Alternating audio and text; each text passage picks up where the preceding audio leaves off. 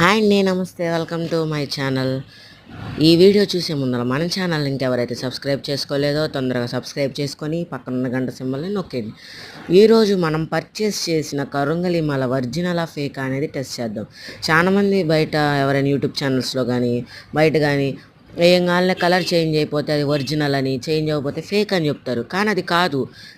మనం normal plastic దాని మీదైనా కలర్ వేసిన బీడ్స్ మనం వాటర్లో వేయగానే కలర్ ఎక్స్పోజ్ అయ్యిద్ది, అది కామనే. కానీ మన కరుంగలి మాల ఏంటంటే అది ఒరిజినల్ కాబట్టి కలర్ బయటికి రావడానికి చాలా టైం అనేది పడుతుంది. సో మనం వేయగానే కలర్ అనేది చేంజ్ అవ్వకూడదు, చాలా సేపటికి చేంజ్ అవ్వాలి. అండ్ మీన్స్ 15 మినిట్స్ 20 మినిట్స్కి చేంజ్ అవ్వాలన్నమాట. ఇప్పుడు ఆ కలర్ చూసారా లైట్గా చేంజ్ అయింది దాంట్లో. సో నేను హాఫ్ అన్ అవర్ పెడితేనే ఆ కలర్ అంతా ఎక్స్పోజ్ అయింది, అంత కాకపోయినా. నెక్స్ట్ మనం ఇప్పుడు ఈ వీడియో ట్రై చేసాం కాబట్టి నెక్స్ట్ వీడియోలో మనం ఫేక్ కరుంగలి మాల అంటే 600కి దొరికే కరుంగలి మాల కూడా ఒకసారి పర్చేస్ చేసి రెండింటికి డిఫరెన్స్ అనేది చూద్దాం. ఓకేనండి, thank you for watching this video.